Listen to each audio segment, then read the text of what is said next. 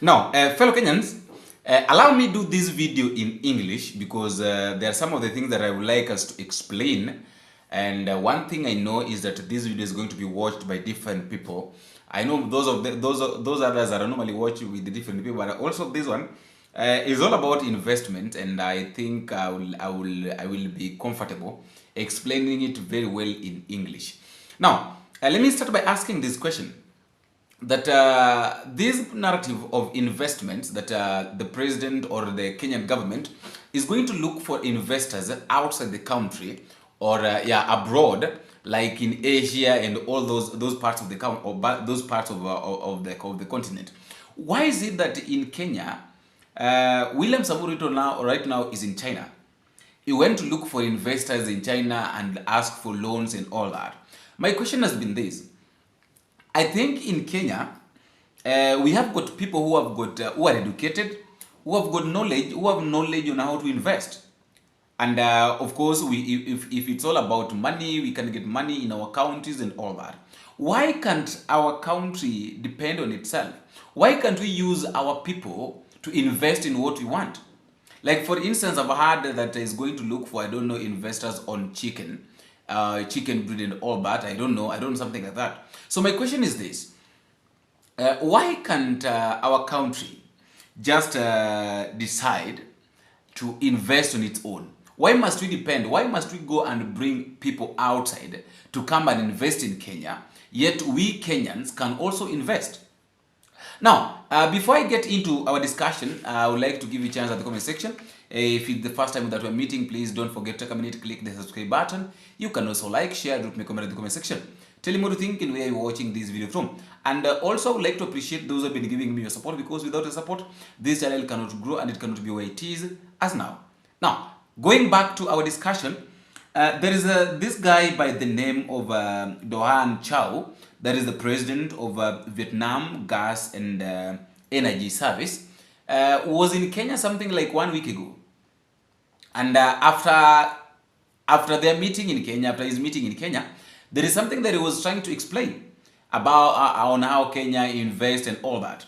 And I would like to read for you what he posted on his Facebook account just days after coming out of Kenya. And then after that, I would like you to listen to it, and then also you tell me what you think at the comment section concerning this issue of Kenyan investment and all that. Now, this is what Doha Chow was saying, that why Africans wait why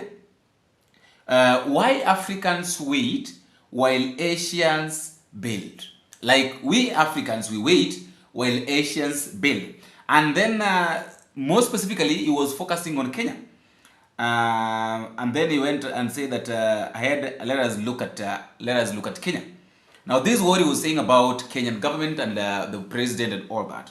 That I met with the Prime Cabinet Secretary, that is Musalia Mudavadi, and President William Ruto in Nairobi. They spoke with energy about Kenyan's future, investment, infrastructure, public housing. But behind the polishing language was a painful truth. There is no serious execution culture. Kenyans' real problem is not lack of money or talent. It's the absence of long-term vision and dominance of short-term gain. Leaders talk big, but system don't move. They wait for outsiders to bring business rather than build an environment for it. The biggest indicator, electricity. Now, Vietnam's population is 100 million. And imagine, with 100 million population of Vietnamese, they are using 70 GW of power. Take a look at Kenya. Kenya, we are literally half the population of Vietnam. That is, Vietnam is 100, now we are 50. Now, with our 50, imagine we are only using 4 GW of electricity. Now that is the power of that we consume. The Vietnam consumes 70 GW of power.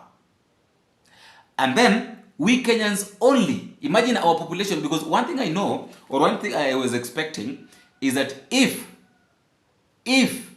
Vietnam is 100 million, then they use 70 GW of power. And then we are half of the Vietnam, of the Vietnamese. Now what we could have consumed is half of the GW they're using. That is, now if they're using 70 now, why can't we use 35? But now you find that instead of us using 35, we are using 4. That is we are in a mess of, let's say that 35, we calculate 35, now we are less with 31. So where is this 31 power going to? Let's continue.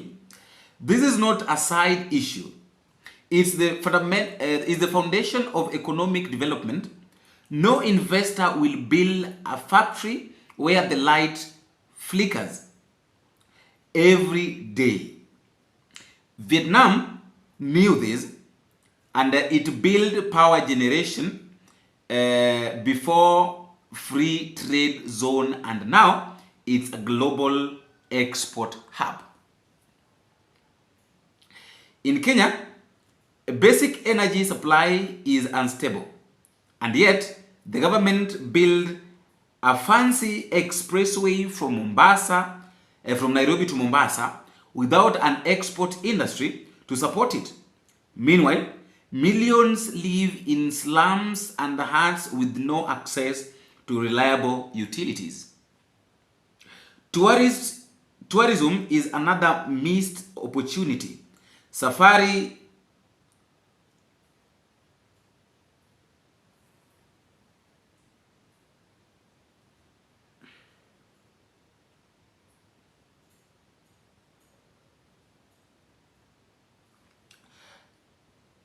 backings require 90 minutes check.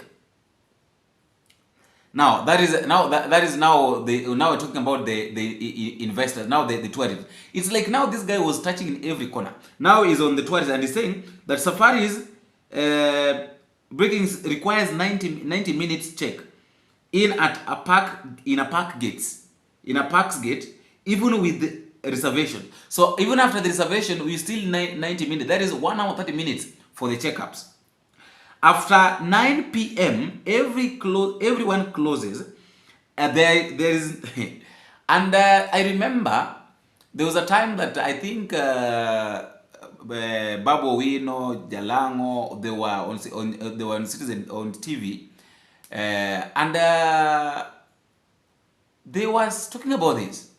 And Jalango explained it very well, that by 9 p.m., if you go to Nairobi town, by 9-10 p.m., you'll find that people are closing. Like the business are shut by that time. The only people that remain there are very few who are working because of maybe the travels and all that, selling water, selling the soft drinks and all that, and the biscuits, because of those who are traveling.